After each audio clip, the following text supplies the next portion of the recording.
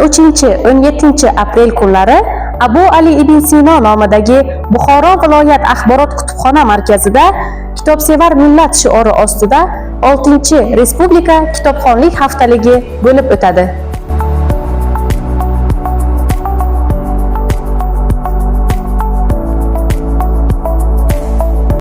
Hafta davomida yangi kitoblar taqdimoti, shoir va yozuvchilar bilan uchrashuvlar, kitob yarmarkalari va qator madaniy-ma'rifiy tadbirlar bo'lib o'tadi.